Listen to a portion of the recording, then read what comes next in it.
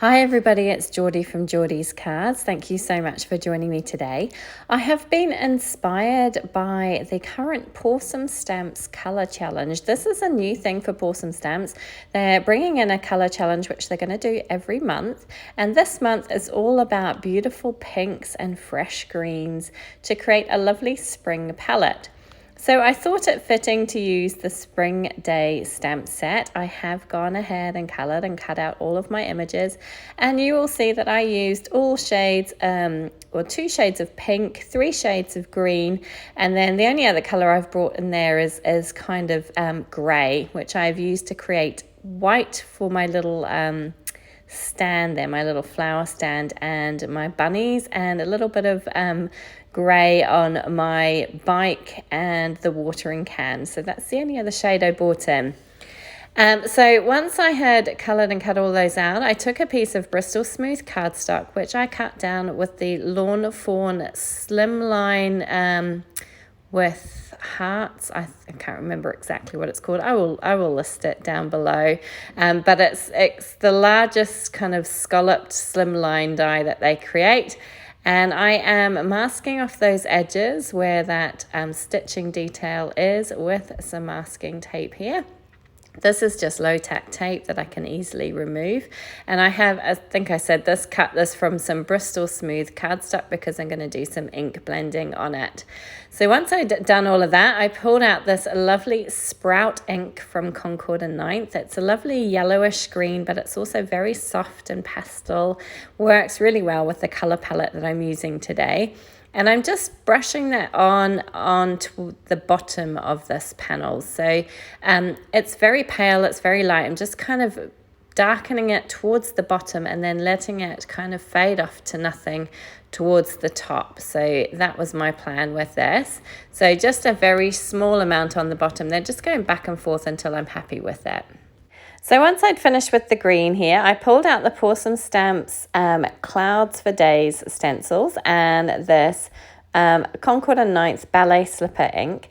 Again, this is a very, very pale pink, very pastel, and you can't really notice the cloud detail in too much depth on the card, but it does add a little bit of texture to the background, so I just thought it was kind of fun to do. Did manage to drop my ink pad there. Thankfully it was mostly on that stencil, so it didn't cause any damage, but I'm just going backwards and forwards, and this stencil is literally just long enough for a slimline card, which I really like. So I'm going fairly randomly, just back and forth across here, not worrying too much about it. I just want to get a little bit of that cloud detail. As I say, this is very, very pale. And once all of my images are on the card, you're not going to see a huge amount of this cloud detail on the background, but it just adds a little bit of something, doesn't it? So I did do 3 kind of layers of cloud. And then at the bottom where that green is, I am literally just going to brush some ink on. I'm not worrying about covering up that green at all.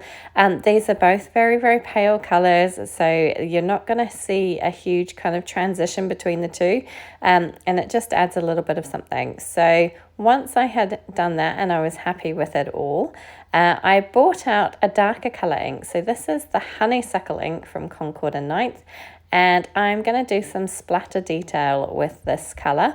I'm trying to keep it onto the cloud area mostly, but I'm not masking anything up. I'm not protecting that green part at the bottom. If a little bit gets on there, it's not going to worry me too much. So I'm just kind of going for it. Again, the same with this Parsley ink, and I'm going to do this towards the bottom of the card. Again, some of the green splatters will get up into the sky and the clouds. Not too bothered about that. I'm just kind of adding some texture and some detail using these darker shades. And I think it turned out really, really nice. So I'm pretty happy with it. So once that is done, I can go ahead and remove the masking tape. And you can see that nice, clean white edge. I really like the look of this. I just think it adds a little bit of something to the card and kind of makes that inside panel pop where all the colour is going to be. Now it's time to start assembling all of my images down, and I'm laying down, just putting things down flat now without worrying about adhering them down, just so I can figure out where all of my images are going to go. So my two largest things are the bicycle and that little flower stand. So I placed them down first, and now I'm just getting the smaller pieces and just kind of scattering them around where I think they're going to go. I did use most of the things from the stamp set. It's a great stamp set. There's lots of little details. There's butterflies, there's flower pots, there's bunny rabbits, there are balloons. There's a little kind of wooden kind of flower box similar to the one that's already on the bicycle, on the stand there. Some lovely sentiments. It's a really, really nice stamp set for spring. Gosh, I can't get my words out today. It's a lot of S's. And it's really lovely for spring. I really, really like it. So once I was happy with kind of where everything was going to go, I started adhering everything down with my liquid glue. So again, starting with my larger images first, because they are going to be the kind of most prominent pieces on here, and I want to make sure that I've got them in the right spot. So I'm making sure I've got plenty of glue on there around all of those little pieces, all the kind of spokes of my little cart there. And I'm going to lay that down flat. Now, before that kind of sticks down too much, I'm going to pop this little cloud down as well. And it's just going to tuck in slightly behind that little stand there. And then I can kind of seal everything down and make sure it's adhered nicely. With those clouds, you can't really tell, but I did add a touch of pink just to the base of them. It was RV000, so it's a very pale pink. You can't see it a great deal, but it does just help to kind of tie it in together. So now I'm going to attach my balloons to my bicycle. So I'm just kind of popping them down where I think they ought to go. And then I'm going to adhere this all down as one large piece on to the kind of right-hand side there of my card. Again, being careful that I get plenty of glue in all those little cutout areas.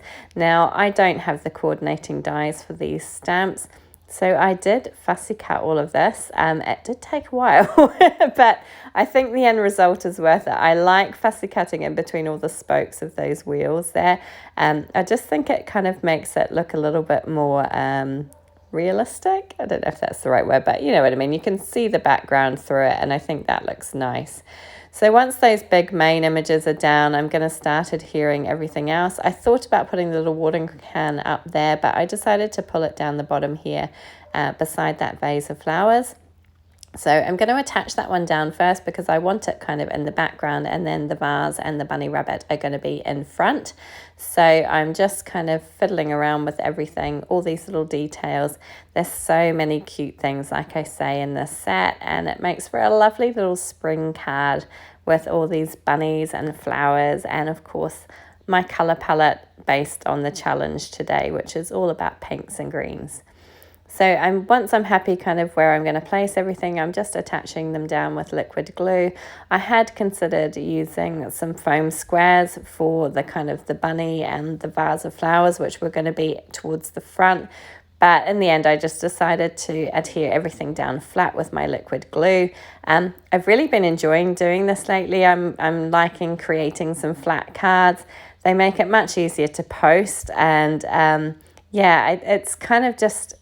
my glue's there on my desk. It's easy to reach for, and I don't have to worry about fiddling around trying to find my foam squares. So yeah, it's kind of part laziness and part just the fact that it's really good for postage, isn't it? So I have the sentiment there. Now this comes from the stamp set. I have kind of done a bit of a fussy cut job on it, so cut around at the sentiment, and then I did colour it with that same RV000 marker to just add a slight bit of pink and make it tie in with the background. And now I'm just pressing everything down and making sure it's all down securely. And that is pretty much the card panel completed. All I need to do now is to attach it to a card base, and for that I am using this Honeysuckle cardstock from Concord and 9th. This is the same colour that I used for that ink splattering detail in the back, and I just thought that this little pop of pink, you can just see it around the edge of the scallops It works really, really nicely and kind of makes the whole panel pop a little bit more, and I thought it looked really, really cute. So just attaching that down with some liquid glue, and that is my card done. But then I decided, of course, to add one more step, which was to pull out my glossy accents and add these to the balloons and also to the vases for the flowers, so that they look nice and shiny and a little bit three-dimensional, and it just adds a little bit of something else to the card. And then that is it. It's complete. Obviously, when you're using glossy accents, you need to let them dry for probably about 24 hours to make sure they're completely set.